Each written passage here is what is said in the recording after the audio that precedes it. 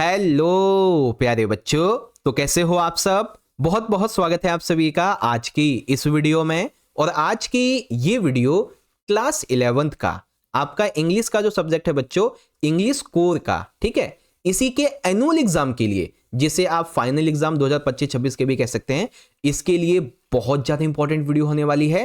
क्योंकि जैसा कि आप सभी बच्चों को पता है कि आने वाले कुछ ही दिनों में, यानी कि 13 फरवरी 2026 को, चाहे आप मॉर्निंग शिफ्ट के बच्चे हों या फिर इवनिंग शिफ्ट के, आपका इंग्लिश का जो फाइनल का एग्जाम है ये होने वाला है।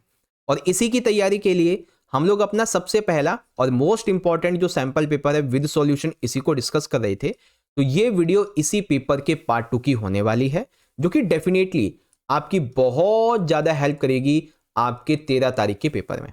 अब देखो, ऐसा मैं इसलिए कह रहा हूं क्योंकि देखो, अगर आपने पार्ट 1 की वीडियो देखी होगी तो आपने देखा था पार्ट 1 के अंदर हमने सेक्शन ए रीडिंग पूरा कर लिया था, सेक्शन बी ग्रामर राइटिंग इसके लिए पूरा कर लिया था।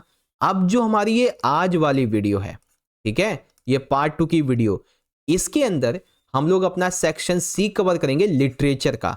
और इस सेक्शन सी के अंदर पता है आपकी जो दोनों ही किताबें हैं ना, इन दोनों ही बुक्स के हम मोस्ट इंपॉर्टेंट जो क्वेश्चंस हैं इनको डिस्कस करेंगे, जो कि सिलेक्टेड हैं, रिपीटेड हैं, ज्यादातर पेपर में आते हैं। ठीक है, तो इसकी बहुत ज्यादा चांसेस है कि आपके इंग्लिश के फाइनल एग्जाम में यहां से क्वेश्चन रिपीट हो सकता है। That's why I am telling you कि ये वीडियो बहुत इंपॉर्टेंट है, बहुत ही हेल्पफुल है आपके लिए।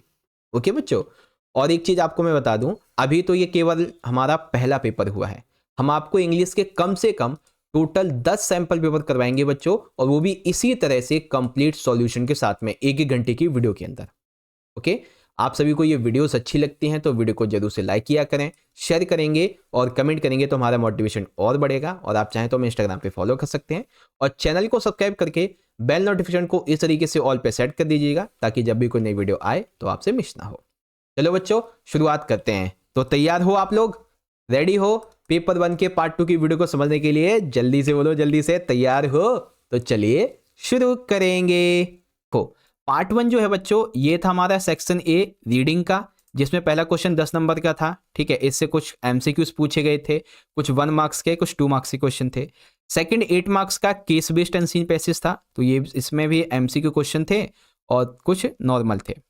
फिर हमारा क्वेश्चन नंबर जो थर्ड है, ये 8 नंबर का नोट मेकिंग था, और टॉपिक था नोट मेकिंग का हमारा बेटी बचाओ बेटी पढ़ाओ, और इसको मैंने बहुत अच्छे समझा रखा है। समरी कैसी लिखनी है, एब्रिविएशंस कैसे बनानी है, सब समझाई है। फिर सेक्शन नंबर बी के अंदर देखेंगे तो ग्रामेटिकल पार्ट आपको समझा दिया मैंने। उसके बाद जो एडवर्टाइजमेंट होता है, चाहे वो आपका सिचुएशन वेकेंट का हो, सिचुएशन वांटेड का हो, सबको समझा रखे अच्छे से। ठीक है, पोस्टर राइटिंग बढ़िया से बढ़िया कैसे कर सकते हैं, टिप्स एंड ट्रिक्स के साथ में समझाई हुई है मैंने आपको।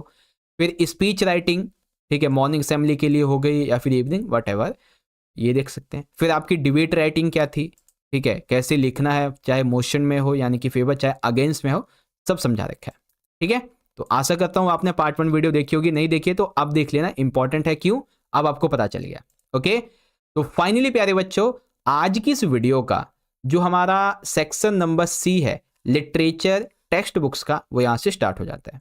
ठीक है, अब ध्यान से सुनो बच्चों, सेक्शन सी के अंदर जो आपकी दोनों ही बुक्स हैं, ठीक है, इन दोनों ही बुक्स के हम एमसीक्यू बेस्ड, ठीक है, 1 मार्क्स के, 2 मार्क्स के, 4 मार्क्स के और 6 मार्क्स के जो क्वेश्चंस हैं, इनको डिस्कस करने वाले हैं। और ये सारे क्वेश्चंस बहुत ही ज्यादा इंपॉर्टेंट हैं, सिलेक्टेड हैं और रिपीटेड हैं, जो कि एग्जाम में आ सकते हैं। इसीलिए आप इसको एंड तक जरूर देखना। और इसके अलावा आपके लिए मैं सेपरेट से 1 शॉट की वीडियो बनाऊंगा इंपॉर्टेंट क्वेश्चन वाली, तो उसका लिंक आई बटन में मिल जाएगा, तो यहां से जाके जरूर देख लेना। ठीक है, चलो बच्चों, देखिए क्वेश्चन 10th कहता है कि read the following extracts carefully and answer the question that follow. Simple सी बात है, जो हमारा 10वां क्वेश्चन है ना, इसमें बेसिकली आपकी जो पोएम्स होती हैं उससे संबंधित कुछ 3 से 4 लाइनें ले ली जाएंगी। उसी से संबंधित फिर हमसे 1-1 नंबर के 2 क्वेश्चन एमसीक्यू वाले और 1 नंबर का 1 क्वेश्चन नॉर्मल पूछा जाएगा। ठीक है, और इसमें हमें चॉइस भी मिलेगी, अभी आपको मैं बताऊंगा अभी। ठीक है, तो चलो बच्चों, मैं भी पढ़ता हूं और आप भी इसे पढ़ें, देखें क्या कहा जाता है। देखिए क्या लिखा हुआ है, now she has been dead, यानी कि अब वो नहीं रही, nearly as many years as that girl lived, and the end of this circumstances there is nothing to say at all, its silence silences। यानी कि जो यहाँ पे कवित्री है ना, वो अपनी माता के बारे में कह रही है कि माता जो है बहुत साल पहले मर चुकी है, ठीक है, और कुछ रीजंस रहे थे जो जिसके बारे में यहाँ पे कुछ कहा नहीं जा सकता है। शांति और शांति, ठीक है, खामोशी जो है ना वो और खामोश कर देती है। अब क्वेश्चंस को देखते हैं बच्चों। तो यहाँ पे अभी लाइन में एक वर्ड यूज किया गया है सी। तो who is she in the above lines. तो सी जो है वो किसको रेफर करता है? तो अभी ये जो लाइनें हमने पढ़ी हैं, ठीक है ना, यहाँ पे ये जो शी वर्ड है, now she has been dead, तो किसकी मृत्यु हो चुकी है? जो पोइट की मदर है उसकी मृत्यु हुई है। दैट मीन्स यहाँ पे जो ऑप्शन सी होगा, पोइट्स मदर, ये सी रेफर करता है। सेकंड क्वेश्चन है बच्चों कि identify the poetic device use in the last line. बच्चों देखो, पोएटिक डिवाइस के लिए मैं आपको एक अच्छा सा तरीका बताता हूँ कि आपकी जो सपोर्ट मटेरियल है उसके शुरुआत में ना हर एक पोयम की वो पोएटिक डिवाइस दे रखे होते हैं। तो आप उन पोएटिक डिवाइस को जरूर से याद कर लें किस लाइन में है, ज़्यादा नहीं, 3 से 4 होते हैं बस। यहाँ पे इस स्टेंजा के अंदर जो है ना वो एलिट्रेशन बताया गया है। क्या है बच्चों? एलिट्रेशन। एलिट्रेशन का मतलब होता है यहाँ पे अनुप्रास अलंकार, ठीक है, पोएटिक डिवाइस। अब यहाँ पे हमारा क्वेश्चन थर्ड है कि what does word cardboard denote in the poem, why has this word been use. यानी कि जो कार्डबोर्ड शब्द है बच्चों, ये किस चीज को दर्शाता है, क्या प्रदर्शित करता है, और आखिर इसको पोयम के अंदर क्यों यूज किया गया है? तो देखो बच्चों, the word cardboard denotes the photograph pasted on a hard thick paper. यानी कि जो कार्डबोर्ड है ना वो किस चीज को डिनोट करता है, किसको प्रदर्शित करता है बच्चों? एक फोटोग्राफ को जो कि चिपकाई गई है एक बहुत ही हार्ड थिक पेपर पे। This word has been used to refer to a practice in the past when photographs were pasted on cardboard and framed with glass frame to preserve them। यानी कि पहले के टाइम पे ये technology वगैरह होती नहीं थी, तो जो एक हार्ड थिक पेपर होता था ना उसी पे फोटो को चिपकाया जाता था, है ना। तो ये इस चीज़ को यहाँ पे दर्शाता है, इसीलिए इसको यहाँ पे यूज़ किया गया है। और ये जो कवित्री है उसकी माँ के संबंध में है। ओके प्यारे बच्चों, तो ये होगी हमारी पहली पोयम और इसके क्वेश्चंस। अब हम देखते हैं अपनी सेकंड वाली पोयम जो कि है फादर टू सन। अब यहाँ पे देखते हैं क्या क्या कहा गया है। तो चलिए देखो, इसको मैं एक बार अंडरलाइन कर दूं अच्छे से, मैं पढ़ूंगा और आपको समझाऊंगा भी। देखो क्या लिखा है, I do not know this child. मैं इस बच्चे को नहीं जानता। तो we have lived together now. हालांकि हम साथ साथ जरूर रहते, लेकिन मैं फिर भी इसे नहीं जान पाता हूँ। The land is his and none of mine. लेकिन जमीन उसकी है और मेरी नहीं। We speak like strangers. हम एक अजनबियों की तरह बात करते हैं। There is no sign of understanding in the air. यानी कि हमें आपस में समझने का कोई संकेत भी नहीं मिलता। This child is built to my design yet what he loves I can not share. यह बच्चा मेरी योजना के अनुसार बनाया गया है, फिर भी मेरा बच्चा जिससे प्यार करता है मैं उससे साझा नहीं कर सकता हूँ। ठीक है, तो यहाँ पे बच्चों हमारा पहला एमसीक्यू क्या बनता है? पहला एमसीक्यू है कि इन लाइनों में जो वर्ड यूज किया गया है वी, ठीक है, तो ये जो पोयम है अभी इन लाइनों में ये जो वर्ड है ना कि वी स्पीक लाइक स्ट्रेंजर्स, तो ये जो लाइन है वो किसको रेफर कर रही है? ठीक है, तो वी यानी कि फादर और सन, ये इन दो को इंडिकेट करती है। ठीक है, अब सेकंड क्वेश्चन, यहाँ पे फिर से वही आ गया बच्चों कि पोएटिक डिवाइस कौन सा यूज किया गया है किस लाइन में? The seed I spent. यानी कि इस लाइन में कौन सा पोएटिक डिवाइस है? मैंने जो भी खर्च किया। ठीक है, तो वो कौन सा है बच्चों? That is metaphor. मेटाफोर को क्या बोलते? रूपक अलंकार। तीसरा MCQ, what is the meaning of this child is built to my design yet what he loves I can not share. यानी कि इस पंक्ति का आपको मीनिंग बताना है कि यह बच्चा मेरी योजना के अनुसार बनाया तो गया है और वो जिससे प्यार करता है मैं उसको साझा नहीं कर पाता हूँ। इसका क्या मीनिंग है? इसका मीनिंग क्या होगा? सिंपल सा, his son looks like him yet they don't have anything to share. यानी कि उसका बेटा उसी के जैसा दिखता है, फिर भी उनके पास उसको प्यार जताने के लिए कुछ नहीं है ना। तो ये चीज़ को दर्शाता है। तो ऑप्शन बी करेक्ट है। ओके बच्चों, तो आपकी जो पोयम है उससे ये आपके क्वेश्चन हो गए। बच्चों चिंता मत करो, आपको ना जब मैं एग्जाम से पहले 5 से 6 सैंपल पेपर करवा दूंगा ना, तो आपकी तैयारी ऐसी हो जाएगी कि आप एग्जाम में बहुत अच्छे नंबर लेके आओगे। ठीक है, अभी के लिए जैसे जैसे आपको मैं पढ़ा रहा हूं आप पढ़िए। चलो बच्चों, अब है हमारा क्वेश्चन नंबर 11। बहुत अच्छा प्रश्न है, ध्यान से देखिएगा। इसमें भी सेम वही बात है कि आपको क्वेश्चंस पढ़ने हैं और उसके आंसर देने हैं। देखिए क्या कहा गया है, पहले पैसेज पढ़ते हैं, ये चैप्टर से लिया गया है। देखिए क्या लिखा हुआ है, these beats would cook their great big heads when they become aware of our approach and fix us in their sights। यानी कि जब ये जानवर हमारे इन्हें आने का पता चलता है तो वे अपने बड़े सिर को ऊपर उठा लेते हैं और हमें ऐसी निगाहों से देते हैं जैसे डरा रहे हो, अभी हमें खा जाएंगे, है ना। As we continued to draw closer, जैसे जैसे हम करीब आते हैं, they would explode into action, और वैसे वो एकदम से एक्शन में आ जाते हैं। स्पीडिंग डायरेक्टली टुवर्ड्स अस, और वो तेजी से हमारी तरफ भागते हुए आते हैं, like a bullet from a gun and nearly as fast. जैसे गन से बुलेट निकलती है वैसे ये टिबेटियन मास्टिफ्स हमारी तरफ दौड़ के एकदम से भाग रहे होते हैं। ठीक है, तो अब एक एक करके क्वेश्चन देखिए इसके। तो पहला क्वेश्चन है, what beats in the narrator talking about. तो यहाँ पे ये जो बीट्स शब्द है बच्चों, ये किसके लिए यूज किया गया है। तो बीट सिंपल सी बात है, जो टिबेटियन मास्टिफ्स हैं, यानी कि जो एक तरीके से कह लीजिए कि राजशाही जो कुत्ते हैं, उनकी बात यहाँ पे की जा रही है। ओके, अब यहाँ पे एक लाइन यूज की गई है, दे वुड एक्सप्लोड इनटू एक्शन। ठीक है, वे तुरंत हरकत में आ जाते हैं। इसका क्या मतलब है बच्चों, इसका मतलब है the dogs would chase the car with great speed. यानी कि इस लाइन को अगर हम समझें, देखो पहले तो ये समझो, दे वुड एक्सप्लोड इनटू एक्शन, यानी कि वो एकदम से एक्शन में आ जाते हैं। ठीक है, किसी अजनबी को देखते हुए।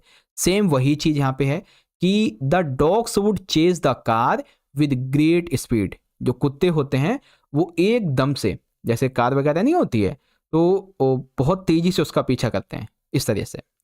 ठीक है, अगला question, what kind of dogs were the Tibetan mastiffs. यानी कि जो तिब्बती मास्टिफ्स हैं वो किस तरीके के कुत्ते हैं। ह्यूज एंड ब्लैक, यानी कि वो बहुत ही विशाल हैं, बड़े होते हैं और काले कलर के होते हैं, बिल्कुल सही बात है। वेरी क्विक, यानी कि वो बहुत ही जल्दी एक्शन में आ जाते हैं, वेरी गुड। गार्ड डॉग्स, बिल्कुल सही है, ये जो है ना रक्षक कुत्ते होते हैं, बिल्कुल ठीक है। तो टिबेटियन मास्टिफ्स के बारे में कौन सा राइट हो जाएगा, डी वाला, ऑल ऑफ द अबव। ठीक है, तो इस तरीके से प्यारे बच्चों आप इसे समझ सकते हैं। अब हम बात करते हैं अपने अगले वाले पैसेज की, और अगला पैसेज देखिए यहाँ पे लिखा हुआ है, बहुत अच्छा प्रश्न है, बड़े ध्यान से देखिएगा, काफी इंटरेस्टिंग है। पहले से पढ़ते हैं फिर इसको आगे समझेंगे। देखो बच्चों क्या लिखा है, as the years rolled by we saw less of each other. जैसे जैसे साल बीतते गए हम एक दूसरे से हमने मिलना कम कर दिया। For some time she continue to wake up and get me ready for school. कुछ समय तक वह मुझे जगाती रही और स्कूल के लिए तैयार भी करती रही। When I came back, she would ask me what the teacher had taught me। यानी कि कई बार जब मैं वापस आता तो मेरी दादी मुझसे पूछती कि तुम्हें शिक्षिका ने क्या पढ़ाया। ठीक है, I would tell her English words and little things of Western science and learning, the law of gravity, Archimedes principles and the world being round it is। मेरी दादी जब मुझसे पूछती क्या पढ़ाया टीचर ने, तो मैं बताता हूँ कि मुझे साइंस के बारे में पढ़ाया गया, वेस्टर्न साइंस के बारे में पढ़ाया गया। ठीक है, लर्निंग के बारे में पढ़ाया गया, लॉ ऑफ ग्रेविटी के बारे में, आर्किमेडिक्स जो प्रिंसिपल्स होते हैं इसके बारे में। This made her happy unhappy, यानी कि जब वो बताता है कि मुझे ये पढ़ाया गया तो उसकी दादी बहुत ही दुखी होती है, because she could not help me with my lessons. क्योंकि अब जो ये साइंस वगैरह की जितनी भी प्रिंसिपल्स वगैरह होते थे इसमें मेरी दादी मेरी हेल्प नहीं कर पा रही थी। She did not believe in the things they taught at English school and was distressed that there was no teaching about God and the scriptures। वो इस बात को लेकर बहुत ज़्यादा दुखी होगी कि इंग्लिश के स्कूल में इंग्लिश पढ़ाई जाती है, ऐसे सब्जेक्ट पढ़ाए जाते हैं जिससे उसे दादी जो है उसकी काफ़ी अनहैप्पी फील होता है। ठीक है, जबकि स्कूल में गॉड के बारे में, धर्म के बारे में कुछ नहीं पढ़ाया जाता है। ठीक है, तो ये पैसेज इसके बारे में है। अब हम इसके क्वेश्चंस को देखते हैं, बहुत ही इंटरेस्टिंग चैप्टर है बच्चों ये वाला, है ना। चलो क्वेश्चन देखते हैं। यहाँ पे देखिए तीनों ही एमसीक्यू एक ही बार में आपको मैं समझाने का प्रयास करूंगा। देखो पहला प्रश्न हमसे क्या कहता है, the author listen to the morning prayers that his grandmother recited because, यानी कि लेखक जो है ना वो अपनी दादी के द्वारा जब सुबह की प्रार्थनाएं पढ़ी जाती तो वो क्यों सुनता रहता है, क्या रीजन है उसके सुनने का? क्योंकि बच्चों लेखक को ना अपनी दादी की जो वॉइस है वो बड़ी प्यारी लगती है। बच्चों हमारी जो दादियाँ होती हैं ना उनकी आवाज़ बहुत ही सुरीली बहुत ही प्यारी होती है ना, तो ये चीज़ है। सेकेंड है बच्चों, the turning point of the friendship between grandmother and author was when, यानी कि वो जो ग्रैंड मदर और लेखक के बीच में एक बहुत ही अच्छा फ्रेंडशिप बॉन्ड होता है, वो उसमें एक टर्निंग पॉइंट कब आता है? तो टर्निंग पॉइंट कब आता है बच्चों, his parents called them both to city, city, यानी कि जो उसके माता पिता होते हैं लेखक के, वो कहते हैं कि चलो अब तुम लोग जो है ना सिटी में आ जाओ। तो इससे क्या होता है उनके बीच का जो बॉन्ड होता है ना वो काफ़ी बिगड़ जाता है, टर्निंग पॉइंट आ जाता है यहाँ पे। ओके, अब है तीसरा, what made the grand mother unhappy about the author's new English school. ठीक है, तो ऑथर का सिटी का जो न्यू इंग्लिश स्कूल था ना उसके बारे में क्यों अनहैप्पी थी? Because the fact that she could no longer help him with the lesson. गाँव में थी, ठीक है, तो उसमें पढ़ाई करवाने में मदद भी कर देती थी। अब तो ये इंग्लिश का स्कूल हो गया भाई, तो कैसे मदद करे, है ना, तो लेसन में मदद नहीं कर पा रही थी। There was no teaching of God and scriptures, अब जो है भगवानों के बारे में धर्म के बारे में कुछ नहीं पढ़ाया जाता था। दे टॉट म्यूजिक, अब उसे म्यूजिक भी पढ़ाया जाने लगा जो कि दादी को अच्छा नहीं लगता था, नापसंद था दादी का, तो इसीलिए क्या होगा कि ऑल ऑफ दी अबव ये एकदम करेक्ट है। ठीक है प्यारे बच्चों, तो आशा करता हूँ कि आपको ये भी अच्छे से यहाँ पे समझ में आ चुका होगा। देखो मैं पता है क्या है, मैं ना बहुत ही कोशिश करता हूँ बहुत ही आसान से आसान तरीके से आपको सारे क्वेश्चन समझाने की, तो इसीलिए मैं चाहता हूँ बच्चों एक बार आप सभी बच्चे मुझे कमेंट करके जरूर बताएं। ठीक है, जैसे जैसे जैसे आपको मैं समझाता जा रहा हूँ कि आपको ये समझ में आ रहा है, अगर समझ में आ रहा है तो लिखेंगे यस सर अंडरस्टैंड, ठीक है ना, इस तो फटाफट से बताइए बच्चों ताकि मुझे भी पता चल जाए कि हाँ मेरी मेहनत रंग ला रही है। चलो बच्चों, अब है हमारा अगला क्वेश्चन, क्वेश्चन नंबर 12। बहुत अच्छा प्रश्न है, इसमें जो आपकी सेकंड वाली बुक है ना उससे संबंधित 4 क्वेश्चन पूछे जाएंगे। आओ समझते हैं। देखो बच्चों, ये आपका जो सबसे पहला चैप्टर है द ब्यूटीफुल व्हाइट हाउस उससे लिया गया है। The story opens with Mourad coming to Aram's house at 4 in the morning। A beautiful white house इस स्टोरी की शुरुआत होती है, ये स्टोरी खुलती है कैसे, जब मुराद सुबह सुबह 4 बजे आराम के घर के आसपास आता है। ही टैप्ड ऑन द विंडो, और वो खिड़की पे खटखटाता है, टू आर्म्स रूम, जो आराम है उसके रूम पर। When Aram looked out of the window he was taken aback and started to see Murad riding a beautiful white horse. 4 बजे के आसपास जब मुराद आराम के घर के आसपास आता है और उस आराम के रूम की जो खिड़की उस पर टैप करता है, ठीक है ना, नॉक करता है, तो जैसे ही आराम ने बाहर देखा वो एकदम शॉक्ड हो गया। ठीक है, बाहर देखा एकदम से अंदर आ गया, है ये क्या है, मुराद के पास में इतना ब्यूटीफुल व्हाइट हॉर्स कहां से आया, वो उस पर सवारी कर रहा है ना। तो अब इसी को ध्यान से समझो।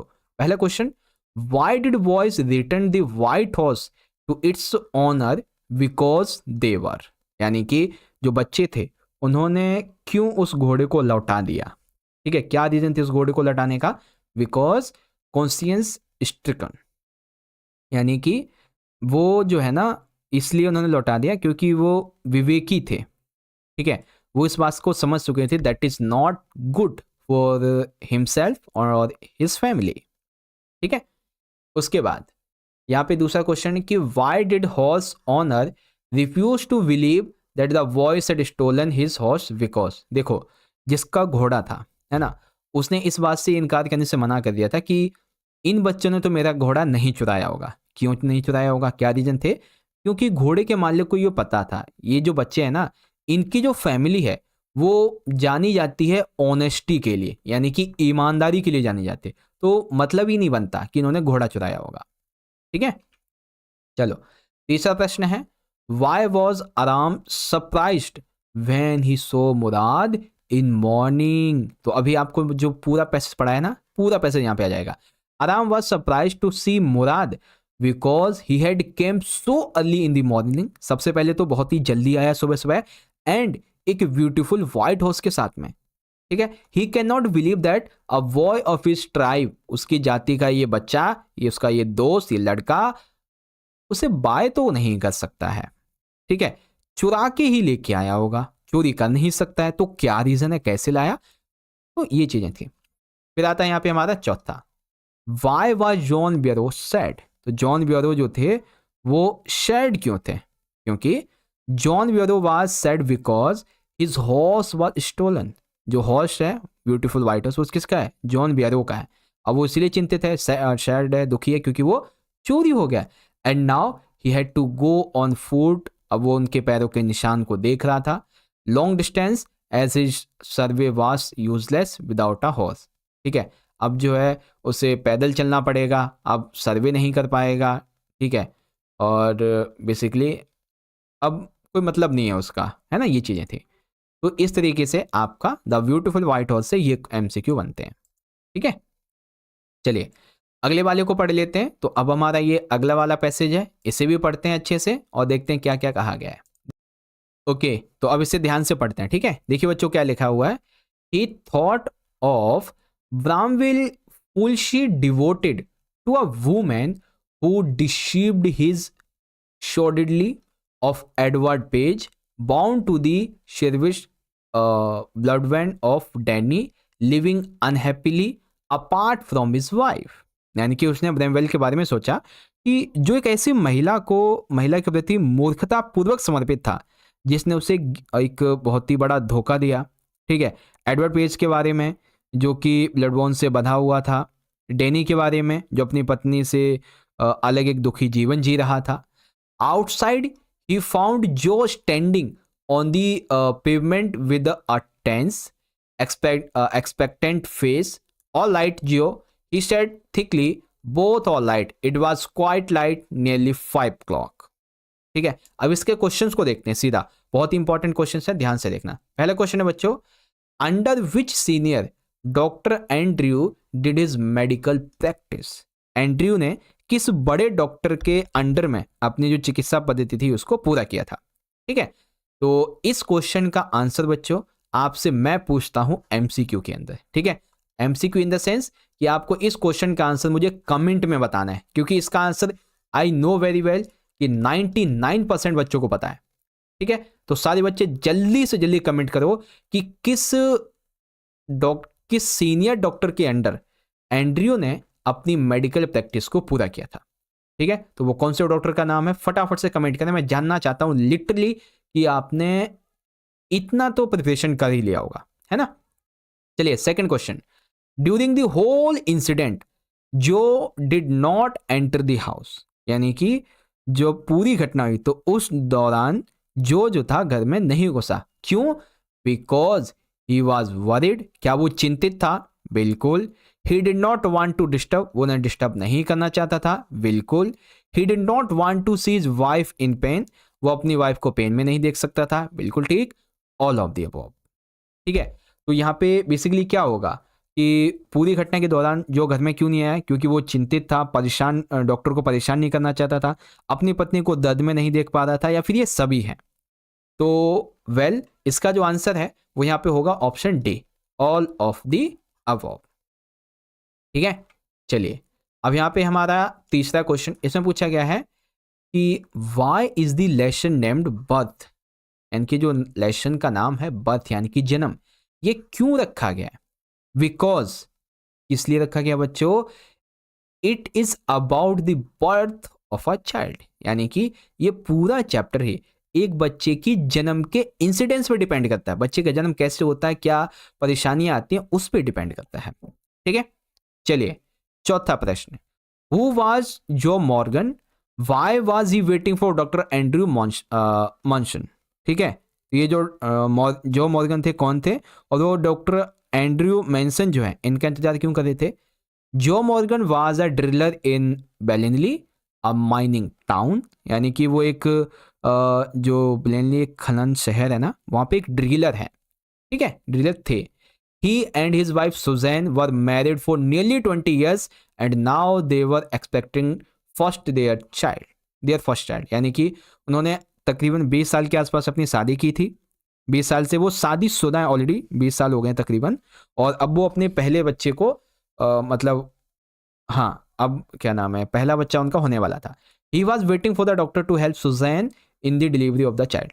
ठीक है, वो इसलिए वेट कर रहे थे डॉक्टर एंड्रयू का, क्योंकि वो आएंगे और उनकी जो क्या नाम है वाइफ है सुजैन, उसके डिलीवरी में मदद करेंगे, है ना, ये चीज़ें थी। तो इस तरीके से हमारा जो क्वेश्चन नंबर 12 है, इसका हमारा दोनों पार्ट मैंने आपको समझा दिए हैं। ठीक है, अब हम शुरू करने वाले हैं क्वेश्चन नंबर 13 को। अब देखो इसमें क्या होगा, ध्यान से सुन लो। यहाँ पर एग्जाम के अंदर ना आपको 3 क्वेश्चन दिए जाएंगे, जिसमें से आपको कोई 2 करने हैं, लेकिन आपको यहाँ पे मैं 4 करवाऊंगा ताकि एक क्वेश्चन और एक्स्ट्रा आप समझ सको। ठीक है, चलो बच्चों, तो क्वेश्चन 13 है, answer any 2 out of the following question in 30 to 40 words. 3 number के 2 क्वेश्चन है। ठीक है, पहला क्वेश्चन है बच्चों, the poet think that he had lost his childhood, why, यानी कि जो कवि है वो ऐसा क्यों सोचता है कि उसने अपना बचपन खो दिया है। ठीक है, ये बताओ। And what did the poet notice about independent thinking in the poem childhood, यानी कि ये जो आपकी पोएम है, कवि ने बचपन की इस कविता में एक जो स्वतंत्र सोच है, ठीक है, इंडिपेंडेंट थिंकिंग, इसके बारे में क्या कहा गया है ये भी बताइए। तो चलो दोनों क्वेश्चन के आंसर को देख लेते हैं के बारे में। देखो बच्चों, जो पोइट्स हैं, ठीक है, पोइट मार्कस नथन, ठीक है, poets Marcus Nathan believes he has lost his childhood. एक दिन पोइट्स मार्कस नथन को ये एहसास होता है कि उन्होंने अपने बचपन को खो दिया है।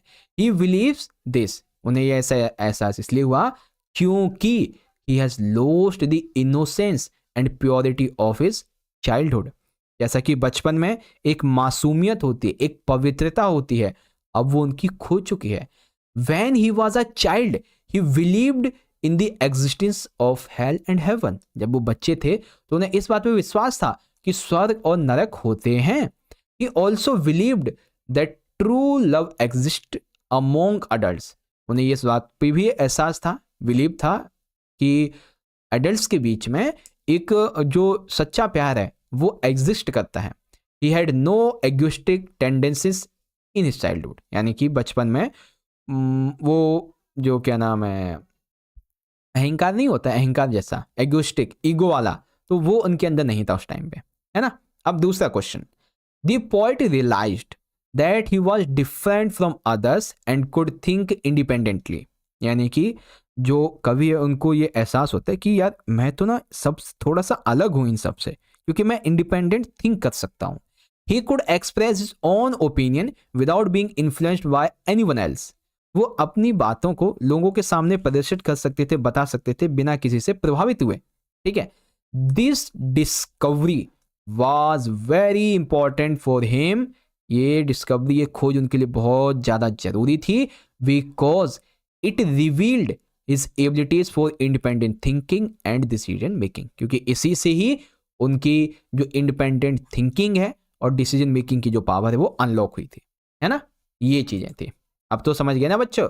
देखो भाई, मैं तो यहाँ पे बहुत धीरे समझाऊंगा आपको, लेकिन अच्छे से समझाऊंगा, बाकी आपकी मर्जी है। आप चाहें तो इस वीडियो को 1.25x पे करके भी देख सकते हैं, 1.5x पे भी करके देख सकते हैं, आपकी मर्जी है। लेकिन मैं इतना धीरे समझाऊंगा ना कि जिस बच्चे को इंग्लिश ढंग से भी नहीं आती है वो भी समझ जाए, और जिसको फ्लुएंटली आती है वो भी समझ जाए। ठीक है, चलो second question, what is the significance of yellow in the poem the laburnum top. तो ये जो एक पीला शब्द है, ठीक है ना, येलो, ये आखिर इस लेवेंडियम टॉप पोएम में किस चीज को इंडिकेट करता है। तो आओ देख लेते हैं बच्चों। देखो आपकी जो पोएम है लेवेंडियम टॉप, इसमें कहा गया है the flowers of laburnum tree and its leave both are yellow in colour, यानी कि जो लेवेंडियम ट्री है बच्चों, इसके फूल भी पीले हैं, और पतझड़ के मौसम में जब ये पत्ते जो हैं इसके वो झड़ते हैं तो वो भी पीले होते हैं। अपार्ट फ्रॉम दिस, इसके अलावा the goldfinch feathers are also yellow in colour, जो गोल्डफिंच नामक पक्षी है ना, उसके फीदर्स यानी कि जो पंख है वो भी पीले हैं। The poem highlights the high security that the mother would ensure for her babies and the colour yellow helps in camouflaging the babies. यानी कि इस पोयम के अंदर इस कलर को एक हाई सिक्योरिटी के रूप में भी दर्शाया गया है। क्यों दर्शाया गया है? क्योंकि जो गोल्ड फिंच के फीथर्स हैं, ठीक है, जो पंख हैं, वो अपने बेबीज को, ठीक है, गोल्ड फिंच के पक्षी के जो बच्चे हैं ना, बेबीज, उनको इस कलर से, अब इस पंख के पीले पंखों के कलर से सिक्योरिटी मिलती है। Hence they escape from being noticed by any predator, वो किसी अन्य शिकारी के नजर में आने से बच जाते हैं, ठीक है, इसीलिए। तो दैट्स वाई ये जो येलो है वो काफी इंपॉर्टेंट है इस लेवेंडम टॉप पोयम में। अगला question, the grand mother was not pretty but beautiful how, यानी कि ग्रैंड मदर जो थी वो बहुत ही ज़्यादा सुंदर भी बहुत ही ज़्यादा सुंदर भी नहीं थी लेकिन सुंदर भी थी, बताइए कैसे, है ना? तो मतलब एक तरीके से दोनों चीज़ें, दादी सुंदर भी नहीं थी लेकिन सुंदर भी थी है ना? तो दोनों के बारे में बात करनी है। चलो देखते हैं अच्छे से। देखिए इस तरीके से लिखेंगे, the grand mother was short, old, fat and slightly bent, यानी कि लेखक की दादी बूढ़ी थी, थोड़ी सी वेट भी उनका अच्छा था, फैट, ठीक है ना, और थोड़ी झुकी हुई भी थी। जब से एल्डर हो जाते हैं ना तो पीठ थोड़ी सी झुक नहीं जाती है, वैसा। For the last 20 years she looked the same and the author she seemed too old to age further. लेखक कहता है कि पिछले 20 सालों से वे एक ही जैसी दिख रही हैं और फिर धीरे धीरे थोड़ा बूढ़ी सी लगने लगती हैं। It was difficult for him to imagine that she could have been young and pretty. लेखक के लिए इस बात पे विश्वास करना बहुत ही मुश्किल हो रहा था कि मेरी दादी अपने यंग एज में काफी प्रीटी रही होंगी, बट टू हिम, लेकिन उनके लिए she was beautiful in a pristine and peaceful away. लेकिन उनकी दादी के लिए वो एक प्राचीन और शांतिपूर्ण काफ़ी अच्छी थी, शांतिपूर्ण एक रास्ते वाली महिला थी। He remembered her telling the beads of a rosary and untiringly, यानी कि उन्हें याद आया कि उन्हें अपनी माला को बिना थके वो जप करना है, इस तरीके से कुछ। हर silver locks lay scattered untidily over her pale puckered face and her lips constantly moved in inaudible prayers. She was like the winter landscape in the mountains, screen and content. Simple सी बात है, दादी के बाल सफ़ेद हो गए थे, है ना, तो उनके एकदम ऐसे मान लो चांदी के उनके जो पीले बाल थे, मुरझाया हुआ चेहरा उनका था, उनके होठ लगातार एक प्रार्थना में हिल रहे थे जिसे हम देख नहीं पा रहे थे।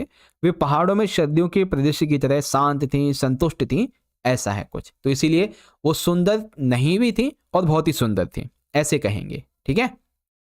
चलो अब हमारा 3 नंबर का आखिरी क्वेश्चन, उसके बाद आगे बढ़ेंगे। लिखा हुआ है, what were the things that professor Gaitonde noticed as the train entered the British Raj territory, यानी कि जो प्रोफेसर गायटोंडे थे उन्होंने देखा कि ब्रिटिश राज के क्षेत्र में ट्रेन प्रवेश कर रही है ना, तब उस टाइम पे उन्होंने किसकी चीज़ को देखा था वो बताइए।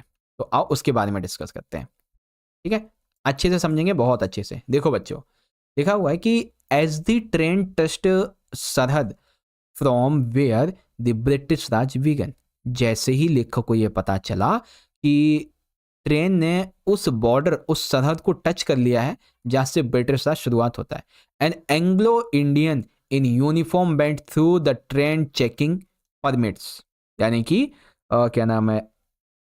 वर्दी में एक एंग्लो इंडियन ट्रेन में आता है परमिट जांचने के लिए। The blue carriages of the train carried the letters GBMR on the side, an acronym for greater Bombay metropolitan railway. इसका GBMR का मतलब क्या है? ग्रेटर बॉम्बे मेट्रोपॉलिटन रेलवे, ठीक है। There was the tiny Union Jack painted on each carriage as a reminder that they were in British territory, यानी कि क्या बोलते हैं, प्रत्येक बोगी पर एक छोटा सा ना यूनियन जैक बना हुआ था जो किस बात को याद दिलाता है कि वे ब्रिटिश क्षेत्र में है, ठीक है। As the train stopped at its destination Victoria Terminus, the station looked remarkably neat and clean. जैसे ही ट्रेन अपने गंतव्य विक्टोरिया टर्मिनस पर जाकर रुकी, स्टेशन का वर्णन बहुत ही उल्लेखनीय, साफ सुथरा, स्वच्छ था। ठीक है। The staff was mostly made up to Anglo Indians and princes with a handful of British officers. Staff में ज़्यादातर एंग्लो इंडियन और पारसी थे। ठीक है, यहाँ पे ये जो ना ये पारसीस थे एंड कुछ थोड़े बहुत होंगे ब्रिटिश अधिकारी, ज़्यादातर एंग्लो इंडियन थे। ठीक है, तो इस तरीके से आपको इसके बारे में ये लिखना था और यहाँ पे आपका पॉइंट कंप्लीट हुआ। ओके प्यारे बच्चों, चलिए आगे देखते हैं। अब हमारे 3 नंबर के 2 क्वेश्चन है जिसमें से आपको किसी एक को अटेम्प्ट करना है। ठीक है, क्वेश्चन 14 है कि answer any one out of the following question 30 to 40 words in 3 marks. तो पहला क्वेश्चन क्या है बच्चों, do you think the title of play Mother's Day is appropriate, give reason for your answer. ठीक है, क्या आपको लगता है कि जो चैप्टर का नाम है, जो प्ले का नाम है मदर्स डे, क्या ये सही है? अगर हाँ तो इसके बारे में इसको सही ठहराओ। तो हम लिखेंगे I think the title of play Mother's Day is strongly appropriate. अब मैं बताता हूं क्यों है ये सही। क्योंकि देखो, each and every day is a Mother's Day, यानी कि हर दिन एक मदर्स डे है। Enjoy all days with your mother and make happy. अपनी माँ के साथ रहो, जितना समय मिले बिताओ और माँ को खुश रखो। द स्टोरी मदर्स डे और the whole play revolves around the mother Miss Pearson. जैसे स्टोरी में, इस प्ले में, मदर्स डे में पूरी की पूरी कहानी घूमती है मिस पियर्सन, जो कि इस फैमिली की मदर है। इसी तरीके से हमारी जिंदगी भी हमारी माँ के आसपास ही होनी चाहिए। Our mother and family definitely face any problem and discussed also solve it. यानी कि हमारी फैमिली, हमारी मम्मी हर एक प्रॉब्लम से सामना कर सकती हैं, उसको सॉल्व भी कर सकती हैं। The play teach us to be thoughtful and respectful towards our mother's.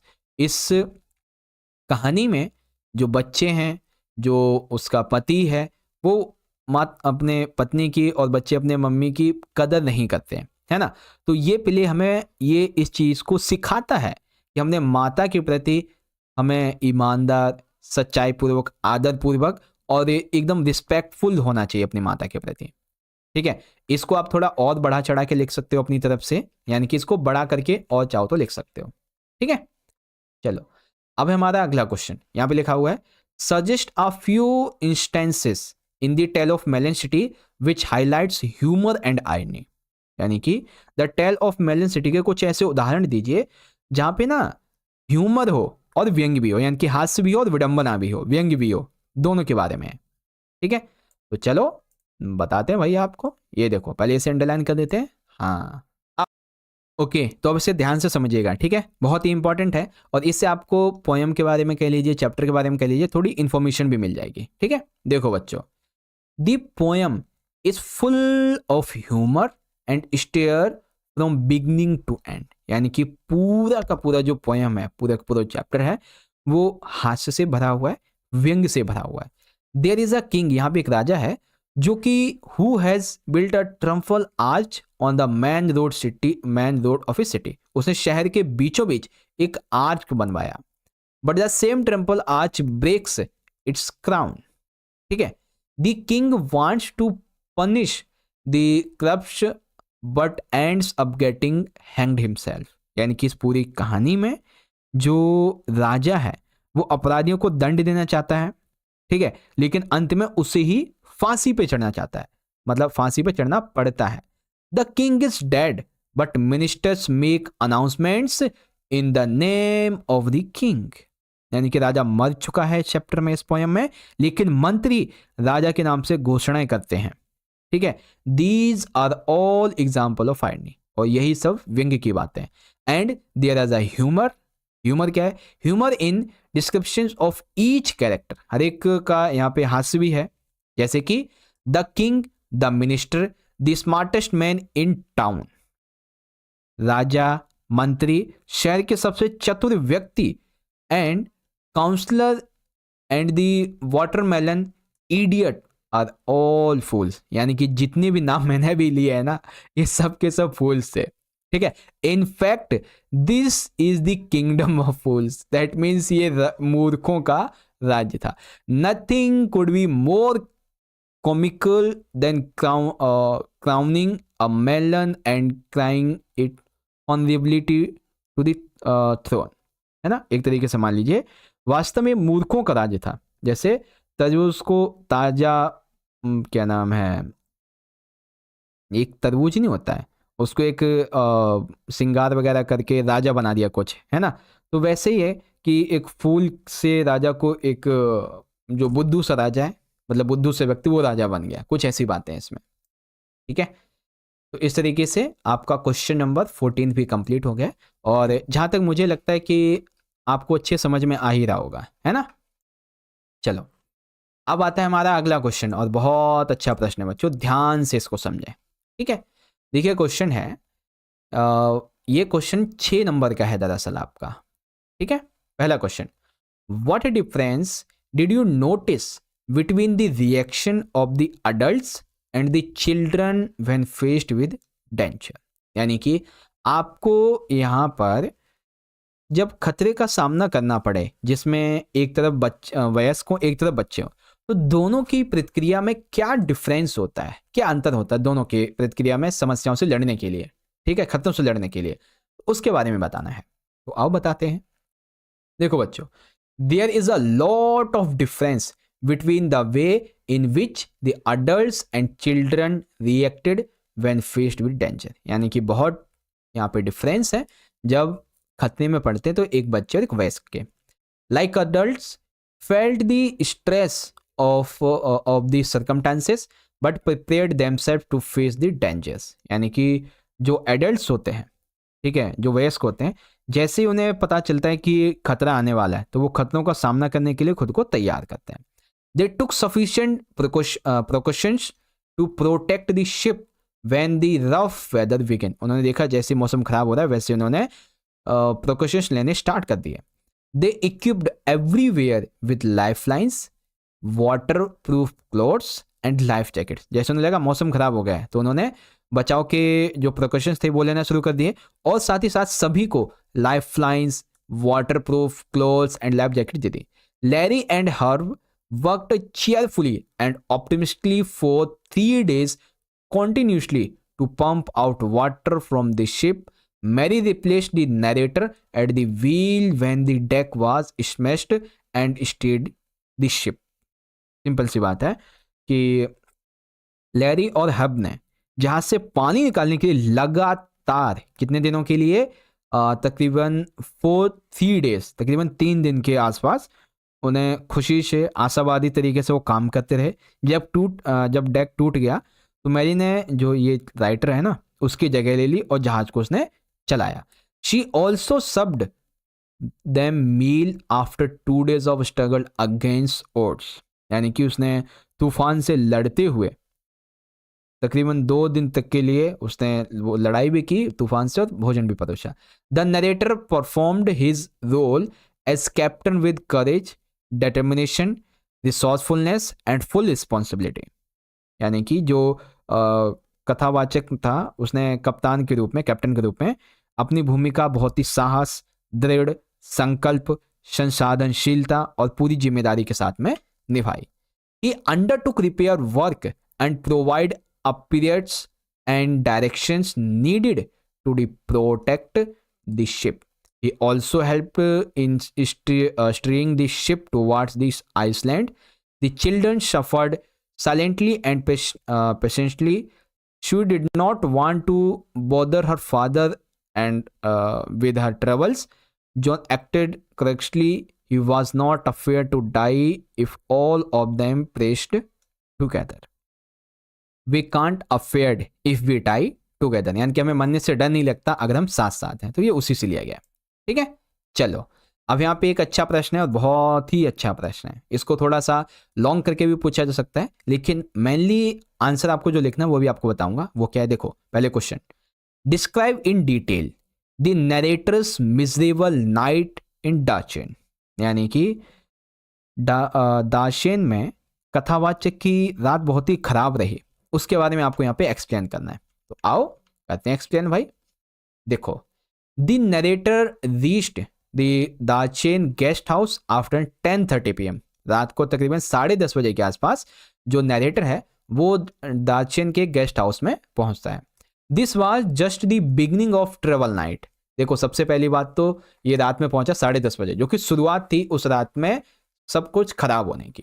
ठीक है, the open air rubbish dump in Hor and shed off his cold once more.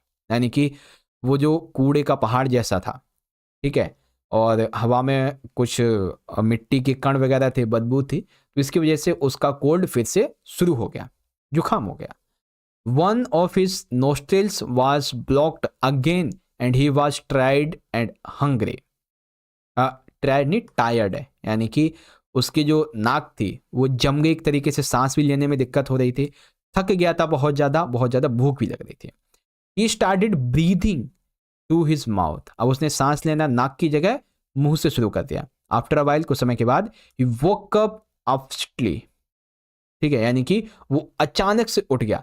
His chest felt strangely heavy, but when he sat up, his nasal passages cleared almost instantly and relieved the feeling in his chest।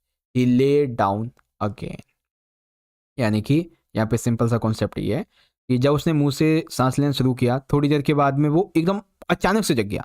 उसके छाती में अजीब तरीके की एक भार, एक कुछ महसूस हुआ, और जब वो उठकर बैठा तो उसकी नाक की नली लगभग तुरंत साफ हो गई और उसकी छाती में दर्द भी कम हो गया, और फिर वो फिर आराम से लेट गया। ठीक है, इसके अलावा just as he was about doze something told him not to, he was not gasping for breath but could not go to sleep। यानी कि सिंपल सी बात यहाँ पे कही गई है कि जब वो दोबारा लेट जाता है और जैसे वो झपकी लेने वाला होने वाला था, किसी ने ऐसा ना करने के लिए उसे कहा। ठीक है, वह सांस लेने के लिए हाफ नहीं रहा था, लेकिन सही से सो भी नहीं पा रहा था। फिर वो उठकर बैठ गया। ठीक है, फिर दोबारा जैसे वो लेटा है तो उसके साइनस भर गए और उसकी छाती में अजीब सा एक एहसास फिर यहाँ पे महसूस हुआ। ही टायर्ड सपोर्टिंग हिमसेल्फ, वो अपनी मदद करते करते थक चुका था, against the wall, but could not manage to relax enough to sleep, और सोने के लिए सब उसके लिए उतना काफ़ी नहीं था। He did not know what was wrong but had a feeling that if he slept he would not wake up again, so stayed awake all night. उसे लग गया था कि अगर आज मैं सो गया तो नहीं उठूंगा, इसलिए वो पूरी रात जागा रहा था। ठीक है, ये चीज़ें थी। तो इस तरीके से आपके दोनों क्वेश्चन कंप्लीट हो गए, क्वेश्चन नंबर 15 के, और आशा करता हूँ आप समझ गए होंगे। ओके, चलिए अब हम बढ़ते हैं अगले क्वेश्चन की तरफ। तो क्वेश्चन नंबर है 16, और बहुत अच्छा प्रश्न है जो कि आपके सेकंड बुक से है। क्वेश्चन 16 में answer any one of the following in 120 to 150 words in 6 marks. पहला question, how does Miss Pearson reforms her dysfunctional family members. यानी कि जो मिस पियर्सन थी, ठीक है, श्रीमती पियर्सन जी, उन्होंने अपने जो डिसफंक्शनली फैमिली है, बिगड़ा हुआ जो परिवार है, उसके सदस्य को कैसे सुधारा, क्या तरीके थे। ठीक है, यहाँ पे आपको मैं कुछ वैल्यूएबल पॉइंट्स भी बताऊंगा और इसको कैसे आपको मैनेज करना वो भी बताऊंगा। ठीक है, तो लिखेंगे मिस पियर्सन रिफॉर्म हर डिसफंक्शनल फैमिली मेंबर्स इस तरीके से। Miss Fitzgerald is Miss Pearson neighbour. जो मिस फिट्जगेराल्ड है बच्चों, ये मिस पियर्सन की नेबर है। ठीक है, उनकी पड़ोसन है। She is dominating, practical and complete opposite of Miss Pearson character. यानी कि जो फिट्जगेराल्ड है ना, वो आप ये समझ लो कि क्या बोलते हैं, एक सेकेंड, हाँ, वो श्रीमती पियर्सन की पड़ोसी जो है ना, वो काफ़ी अच्छी हैं, दबंग हैं, व्यवहारिक हैं, और चरित्र में बिल्कुल ही अलग हैं पियर्सन से। जहाँ एक तरफ मिस पियर्सन जो है ना, वो शॉप्ड हैं, डिटरमिन्ड हैं, अपने परिवार के लिए, अपने बच्चों से बहुत प्यार करती हैं। ठीक इसको उलट है Miss Fitzgerald. She knows about their mistakes but can not be harsh towards them. Pearson को पता है कि उनका परिवार क्यों बिगड़ा हुआ है, क्यों ऐसे वो ऐसा करता है, उससे उन्हें पता है मिस्टेक्स के बारे में, लेकिन फिर भी कुछ कर नहीं पा रही हैं। Miss Fitzgerald force her friend to agree to a magical body switch in order to strengthen out her family members. Miss Fitzgerald अपनी दोस्त से कहती है, देखो मिस पियर्सन, तुम अपनी फैमिली को अच्छे से सही करना चाहते हैं तो एक काम करते हैं, मैजिकल बॉडी स्विच कर लेते हैं, ठीक है। तो फिर थोड़ी कन्वर्सेशन के बाद में they all change bodies. Now Miss Pearson is Miss Fitzgerald is Miss Pearson, ठीक है। तो अब Miss Pearson is the first to scold her daughter Doris for a erratic behaviour. सबसे पहले तो जो मिस फिtzgerald थी, उन्होंने अपने परिवार को सीधा करने के लिए, मतलब सही से तरीके से बनाए रखने के लिए, सबसे पहले जो है ना डोरिस को अनियमित व्यवहार के लिए डांटा, ठीक है। She then brings in her son Cyril. Second, वो अपने बच्चे श्रिल के पास आई, whom she scold sharply for preparing to go out to parties late at night. उन्होंने डांटा श्रिल को, ठीक है, लेट नाइट पार्टी के लिए। Ultimately she takes care of her husband, और आखिरकार वो अपने हस्बैंड के पास गई, who has achieved great notoriety in his club where he spends most of the time, most of the time. यानी कि वो बताती है मिस पियर्सन कि तुम्हें पता है तुम्हारे क्लब में ना लोग तुम्हारा पीठ पीछे मजाक उड़ाते हैं। Miss Pearson behaviour is shocking to the 3 confuse family members. Miss Pearson के अभी तक के व्यवहार में ये ऐसा व्यवहार था जिसे सब शॉक्ड हो गए। Eventually the 3 are made aware of Miss Pearson's true situation in her home. आखिरकार अब तीनों की तीनों ही, पति, बेटी और बेटा, मिस पियर्सन के बारे में अब थोड़ा ढंग से सोचने लगे, समझने लगे। दे प्रॉमिस टू इम्प्रूव देमसेल्फ। वादा किया कि हम एक दूसरे से अच्छे से बात करेंगे, आदर करेंगे, सम्मान करेंगे और बदलेंगे अपने आप को। Miss Pearson and Miss Fitzgerald again change their bodies back. Now Miss Fitzgerald is completely Miss Fitzgerald and Miss Pearson is completely Miss Pearson, ठीक है। तो इस तरीके से अपनी फैमिली को उन्होंने सुधारा, है ना, ये चीजें थी। अब अथवा में देखो बच्चों, how has the poet made fun of the system of governance by using the phrase just and placid for the king, ठीक है। हाउ हैज, जो मतलब कि पोएट जो है ना, पोएट, इसने राजा के लिए न्यायपूर्ण और शांत वाक्यांश का उपयोग करके उसके शासन की, उसका जो शासन है उसका कैसे मजाक उड़ाया है, ठीक है। Just and placed for the king. तो इसके लिए बच्चों देखो यहाँ पे कुछ वैल्यूएबल पॉइंट्स दिए जा रहे हैं, आप इन पॉइंट को पढ़ेंगे तो आप इसका आंसर भी बना पाएंगे, ठीक है। वेल, पॉइंट में क्या क्या कहा गया है इसके बारे में आप यहाँ से देखो, समझो।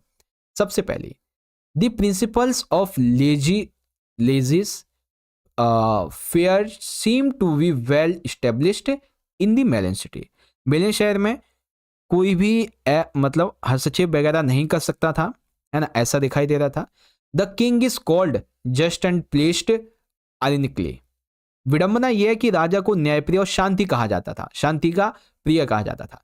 Justice was not done in that city, वहां पे न्याय नहीं होता था। King was only a title and a symbol, राजा ही एक उपाधि थी, राजा ही एक प्रतीक था।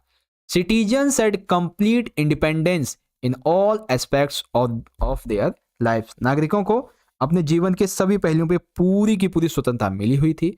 Public was real in charge of governance, अगर देखा जाए जनता ही वास्तविक सत्ता की वो रही थी, ठीक है, मतलब पावरफुल थी। King had to be hanged as the people demanded someone to be hanged, राजा को फांसी देनी पड़ी क्योंकि लोगों ने किसी को फांसी देने की मांग की थी। King powerless to protect himself, king जो था वो खुद की रक्षा के लिए शक्तिहीन था, है ना, रक्षा नहीं कर पा रहा था, ये चीजें थी। इसी को आप जो है ना सेंटेंस फॉर्मेशन में जब डाल देंगे तो अच्छे से आपको समझ में आ जाएगा। ओके, तो इस तरीके से प्यारे बच्चों आज का जो हमारे वीडियो का टॉपिक था, ठीक है, इस वीडियो का टॉपिक था सेक्शन नंबर सी, वो यहाँ पे मैंने आपको पूरा का पूरा अच्छे समझा दिया है, जो कि तकरीबन हमारा 1 आवर तक का ये लाइव सेशन, ये वीडियो बना है, और आशा करता हूँ कि आपको अच्छे से समझ में आ गया होगा, ठीक है। ओके, तो इस तरह से प्यारे बच्चों आप सभी ने मेरे साथ मिलकर इस वीडियो में अपने 11th क्लास के इंग्लिश के फाइनल के एग्जाम के लिए जो पहला वाला हमारा एक इंपॉर्टेंट सैंपल पेपर है, इसी के पार्ट 2 को अच्छे से समझ लिया है। ठीक है, तो पहले पेपर का सेक्शन ABC अब हमारा पूरा हो गया है। अब सुनो एक चीज और, ये अभी पहला पेपर हुआ है, ठीक है, तो 10 सैंपल पेपर में से एक पेपर हमारा पूरा हो गया है। हम बहुत ही जल्द जो हमारे 9 सैंपल पेपर बच गए हैं उनकी भी वीडियोस आपके लिए अपलोड करेंगे, ठीक है। और हर एक पेपर की वीडियो एक प्लेलिस्ट में अटैच कर दी है मैंने, और उस प्लेलिस्ट का लिंक यहाँ पे आई बटन में मिल जाएगा। इवन ह्यूमैनिटीज के ऑल सब्जेक्ट, ठीक है, उनकी भी वीडियोस इसी प्लेलिस्ट में मिल जाएंगी, यहीं पे आई बटन में देख लेना। बाकी आपको वीडियो अच्छी लगी है तो लाइक जरूर कीजिएगा, शेयर करेंगे तो और अच्छा लगेगा, कमेंट करेंगे तो और भी अच्छा लगेगा। बाकी आप सभी चाहें तो मुझे इंस्टाग्राम पे फॉलो कर सकते हैं, चैनल को सब्सक्राइब करके बेल नोटिफिकेशन को इस तरीके से आप ऑल पे जरूर से सेट कीजिएगा, ताकि जब भी कोई नई वीडियो आए आपसे मिस ना हो सके, ठीक है। चलो बच्चों, मिलते हैं आपसे अगली वीडियो में पेपर नंबर 2 के साथ, ठीक है, सैंपल पेपर 2 की वीडियो में। तब तक के लिए आप सभी पढ़ते रहिए, ख्याल रखिए अपना, तैयारी करते रहिए। बहुत बहुत धन्यवाद। जय हिंद, जय भारत, वंदे मातरम।